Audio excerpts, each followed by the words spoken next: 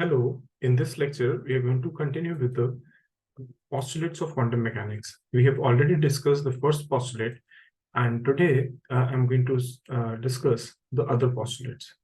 So without wasting time, let us just start with the postulates of the quantum mechanics.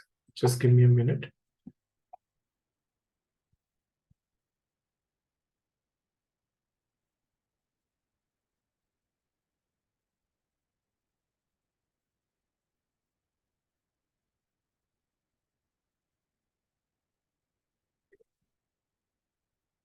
So in the previous lecture, we have discussed the first postulate, that was the how to represent, how to write the state of the system. So we have already discussed it in great detail that the state of any physical system is specified at each time by a state vector, and by state vector in a Hilbert space. And we've discussed Hilbert space in some detail also. And today I'm going to discuss the other postulates. So again, let me tell you that these postulates cannot be derived. Okay, so basically these postulates will help us actually predicting the future of a quantum mechanical state and also the fate of some experimentation. So if at all, it explains you the experimentation along with the mathematical framework. So these postulates are then verified indirectly. Okay, so today I'm going to start with the postulate number 2. So let me write postulate 2. And what is this postulate? Let us understand. So what it says that to every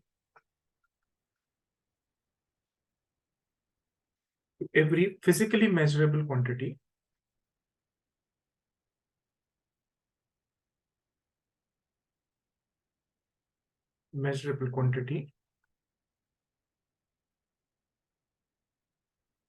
A, which we'll call here called as an observable.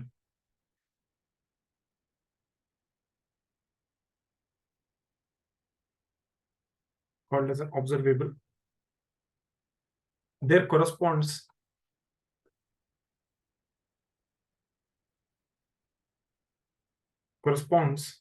a linear Hermitian operator.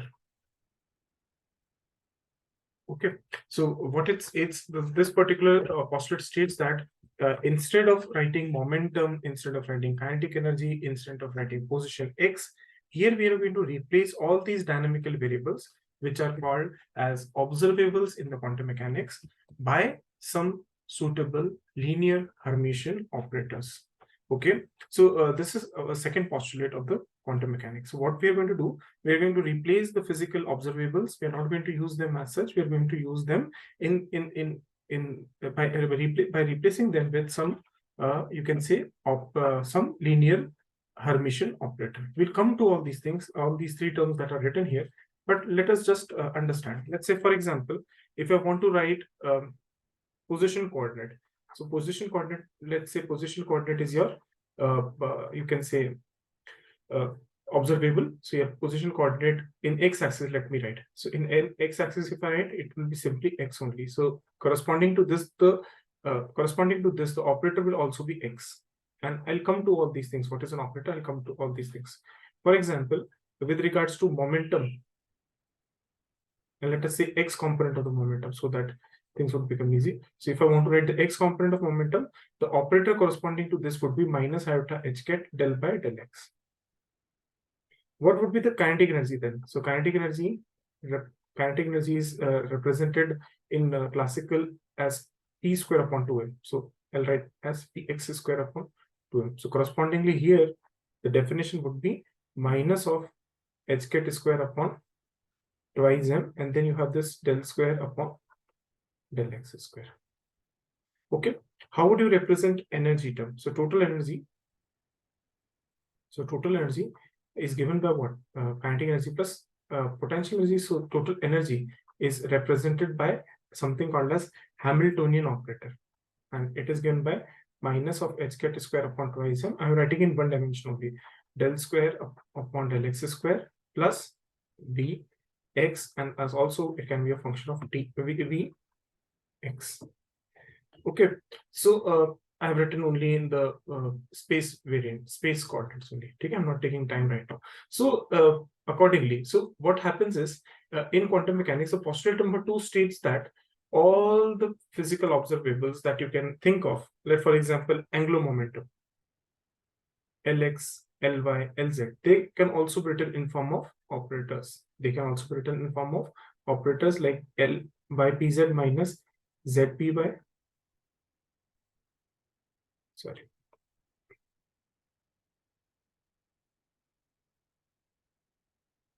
Zp by, comma, you can take Zpx minus xpz and comma, Lz you can write xp by minus ypx. So all these angular momentum also you can write in terms of operators. Okay. Now comes the question: what are actually operators? What are operators? So an operator would act upon a state vector. That is, that state vector is represented as a ket vector, and it gets transformed. It gets transformed into some other ket. Okay, and similarly, it may operate onto, you can say, it may also operate onto bra vector as well. Okay, so just giving you the definition of the operator. Just giving you the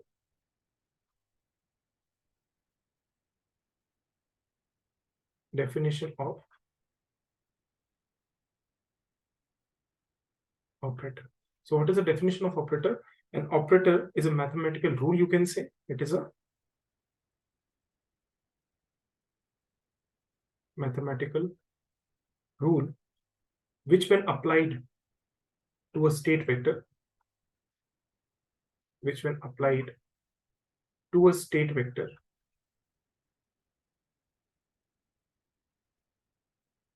which is here, I can say I'm representing in this form, transforms, I'll write transforms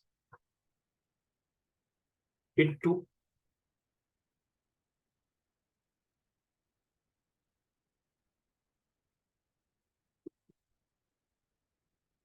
transforms it to another ket, another ket. Let us say another state vector. Okay, let us say psi dash, but of the same space, but of the same space, but of the same space. And similarly,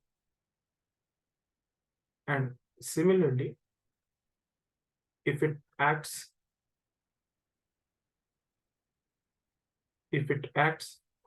on a bra vector, then it transforms it into another bra. Let us say bra vector is given by, let's say, some phi, then it transforms it into another bra vector, let's say phi dash. So mathematically, if I want to write the same statement, so what is an operator? An operator is a mathematical rule which would transform. So let's say a cap. I'm just defining, like I'm just denoting it by a cap. So let's say a cap is your operator. So it would act upon your psi, and it would transform it into another ket vector, another state vector. And similarly, a cap, if it applies to some phi, bra vector. Sorry. I'll have to write it there. Okay, so if my a vector applies to a psi bra vector, which is psi, it transforms it into another bra vector, which is, let's say, phi dash. Sorry, phi, not psi. So this is the definition of the wave vector. This is the definition of the, not wave vector. This is the definition of an operator. So your a cap here is an operator.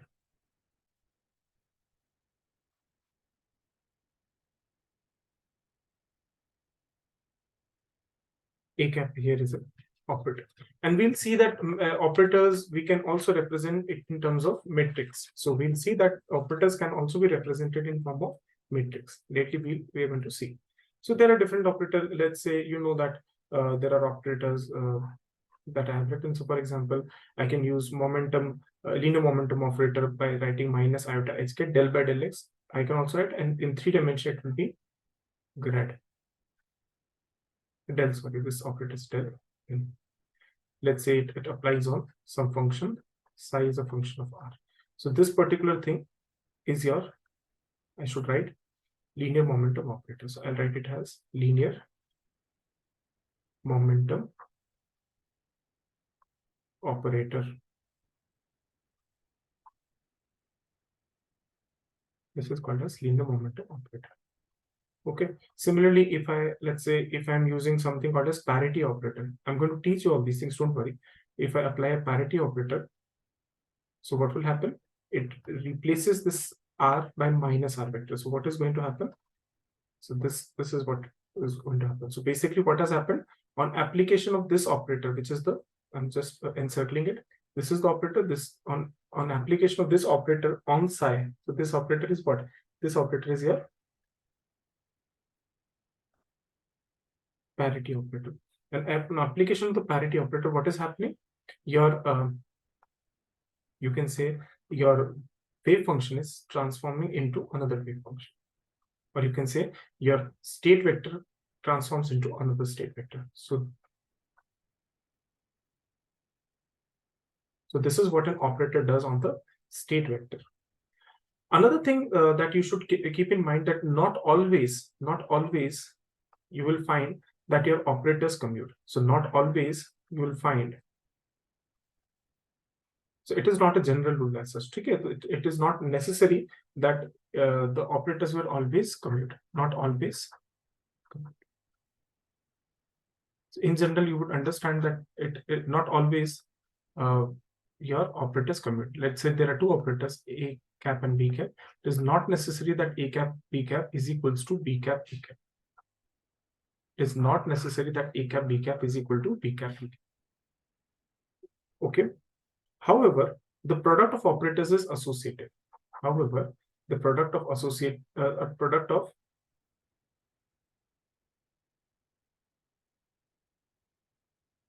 operators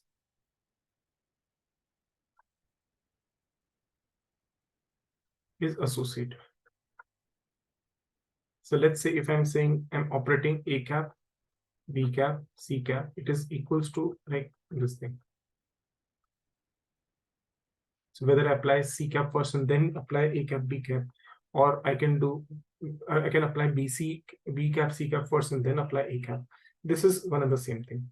Okay, this is one of the same thing. That is, if I want to apply A cap, B cap over psi, I can do it in this manner, or I can just find B cap. I can operate B cap over psi and then operate A cap. Okay. In general, it should be noted that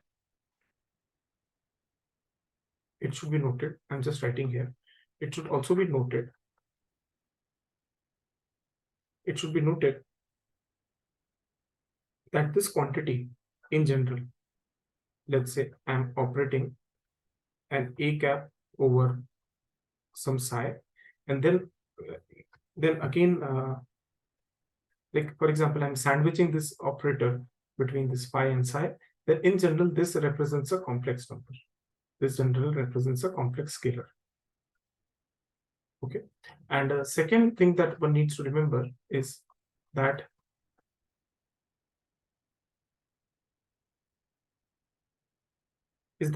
while evaluating,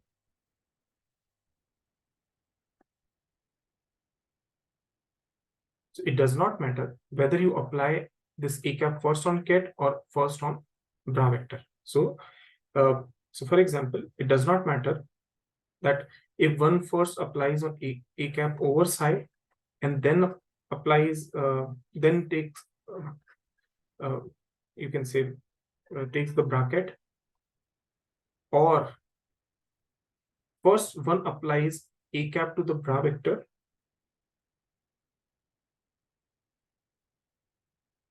and then apply the ket. So it does not matter as such. Okay, so you can do both of them. So you can this order will not matter. So in general, I can write that whether I perform this thing, that is, first I perform an operation A cap over bra vector, and then introduce this psi, get psi, or I operate my a cap over this get vector, and then sorry, and then go for bra. So basically, it is not going to matter. This is one of the same thing. These are one of the same thing. Now, as I told you in the lecture, in the starting lecture, that we are doing the we are doing what? We are actually doing something called as postulate number 2, where every physically measurable quantity, that is A, called as observable, for every observable in quantum mechanics, you will find a linear Hermitian operator. Okay.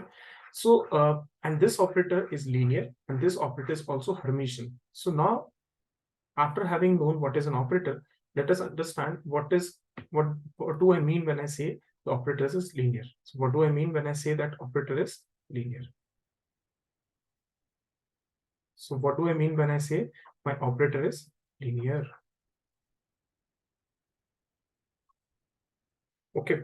So an operator A cap, let's say I'm talking of A cap, is said to be linear. It is said to be linear if it follows a distributive law, follows distributivity,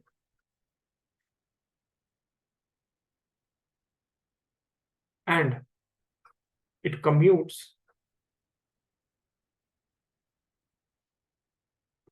with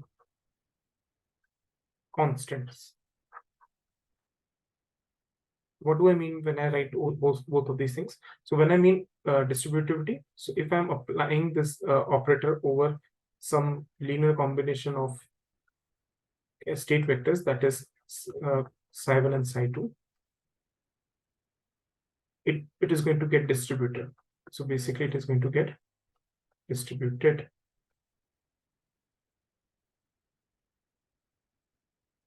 Okay. And secondly,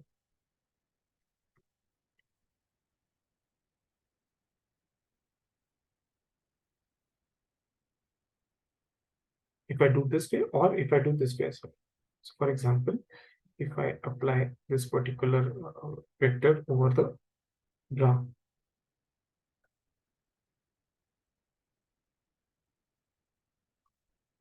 if I apply over a cap, and apply a cap over this bra, that is the dual, this is the element of the dual space. Okay. So if this is your cat, the corresponding bra would be this. And let's say I'm using E1 star and E2 star, then what will happen? So this would give me A1 star. Okay. And then you will have psi 1 this, and then you will have A2 star psi 2. Okay. So if it gets distributed and if it commutes with constants, then I would say that my operator is a linear operator. Then I would say that my operator is a linear operator. Okay. I have already stated what do I mean when I say commute. So for example, if I apply that, also let me demonstrate. So let me apply a cap over some alpha psi. Whether I write this or whether I write this is one and the same thing. Okay, if these two properties are satisfied, then I would say that my operator is a linear operator. Okay. Now, let us understand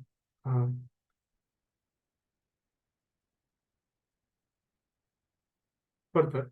What do I mean when I say the operator is Hermitian? What do I mean when I say that my operation is a Hermitian operator? Okay. What do I mean when I say that my operator is a Hermitian operator?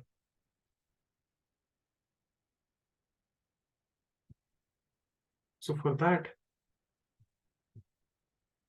I need to define what is a Hermitian adjoint or Hermitian conjugate. Okay. So if my A cap is equals to A cap dagger, okay, then this particular term is called as the adjoint. Okay, so this particular thing is called as the adjoint of the operator a cap. Okay, and when I say I'm writing some dagger, what does it imply? I have to do two things. I have to take complex conjugate and I have to transpose. This is what is meant when I say that I'm doing an operation of a cap dagger. That is, I'm writing an adjoint. Okay.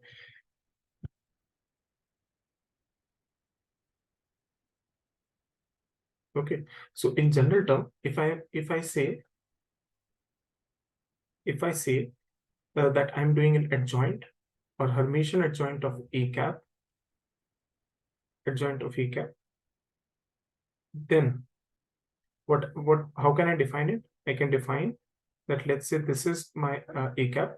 If I'm writing adjoint, it is equivalent to writing the conjugate and transpose. So basically this is equivalent to this. Okay, so basically I've transposed and I can take a conjugate of it. These two things are this particular relation is equivalent, and I would say that basically here I'm doing the adjoint of a cap. Here I'm doing the adjoint of the a cap. Okay.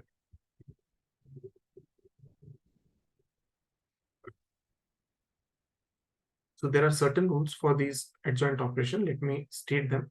So for example, if I'm doing again the same, so basically I'm finding the adjoint of adjoint, and then it is the original operator. If I'm finding the adjoint of this particular operator, then you will get a star, a cap dagger. If an operator I'm applying n times and then I'm taking dagger, it is equivalent to taking dagger and then operating it n times. If I'm doing this kind of operation, that is, I'm adding all these operators and then taking a conjugate, this dagger, it is equivalent to this.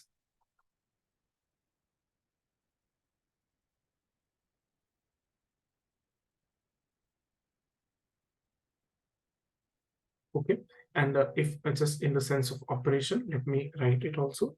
So for example, if a cap, b cap, c cap, d cap are all operating on this side, and then I'm taking a dagger of it,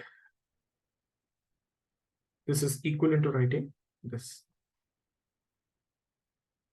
d cap dagger, c cap dagger, b cap dagger, and then you have this a cap dagger. Okay, so all these properties are very basic properties that you can verify when I'm going to start with the Hermitian operators in matrix form. So these you can actually validate. So this is not a difficult stuff.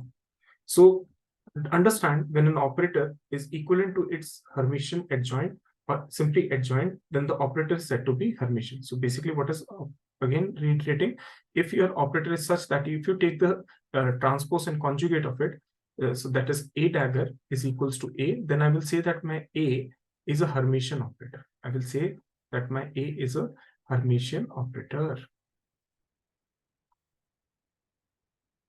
So in quantum mechanics, every observable is represented in form of a linear Hermitian operator. What is an Hermitian operator? Hermitian operator is one where the operator's self-adjoint is equivalent to operator itself. That is, whether I do this kind of operation or I do this kind of operation, this is one and the same thing.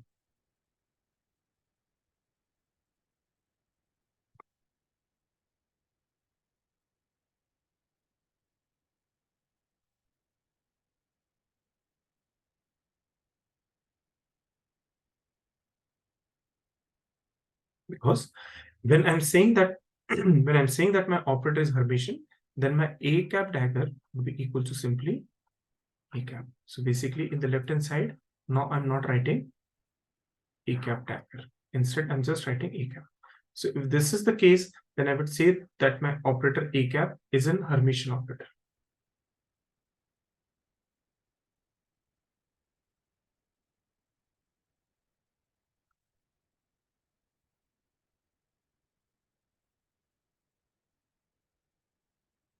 If your operator, when we take a dagger to it, and if it is equals to negative of your original, that is, if I take a cap dagger and it comes out that it is equals to minus a cap, then these operators are called as anti-Hermitian or skew Hermitian operators.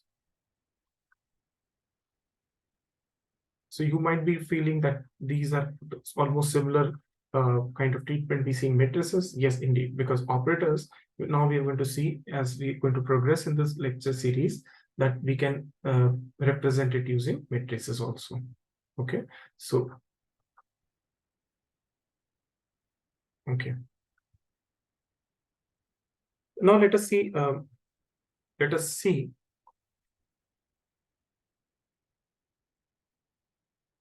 Let us see a few of the combinations that we can try. So let me just try a new combination: a cap plus a cap dagger. What do you think? That is it a Hermitian operator?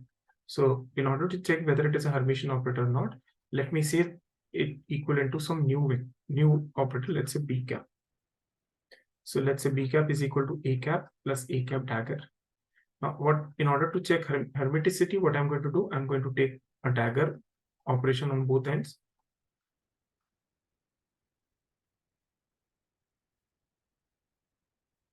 And what I will get? I will simply get here a cap dagger plus a cap,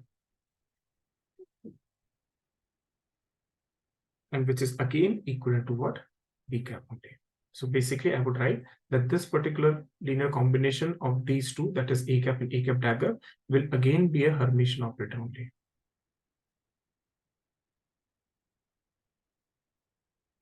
Regardless of whether A is Hermitian or not. So I have not supplied you this information. So regardless of the fact that whether or not your A is a, regardless of the fact that A cap is Hermitian or not.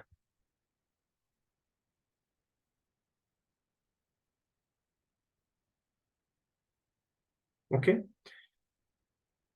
What do you think about this particular linear combination? Let's say I multiply this thing by some, let's say, iota. Now, what do you think? Will will it still remain Hermitian? So again, let me just write it is equivalent to b cap only. So let me write b cap is equal to iota a cap plus a cap dagger. Now just take a b cap dagger to it. Take a dagger. So if I take a dagger, what will happen? I have to take a conjugate here as well. So its conjugate will be minus iota, and this will be a cap dagger plus a cap. So now this particular will not be Hermitian, rather it would be anti-Hermitian or skew Hermitian. It would be anti-Hermitian or simply skew Hermitian.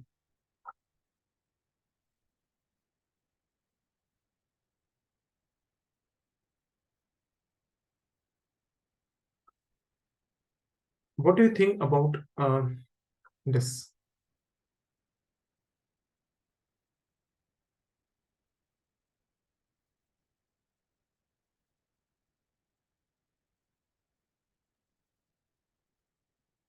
What do you think about this? So let me write again it as a B cap.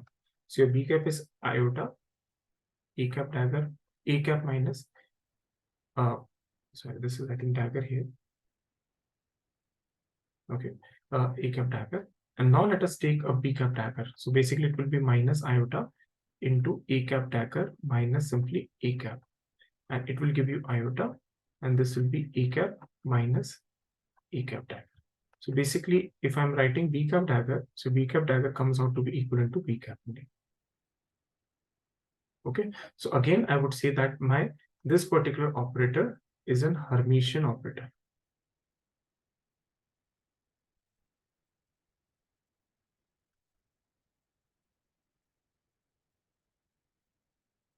It is also a Hermitian operator. Now, what if you have some functional form? So what if you have some functional form?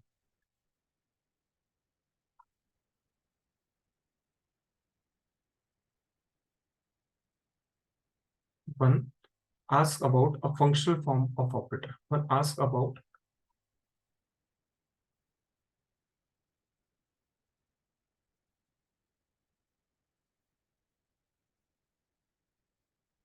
now you would be perturbed to see what I'm writing. Like, what do I mean by saying functional form? So let's say instead of a cap, so instead of writing a cap, I have some function of a cap. Let's say I have a function of a cap.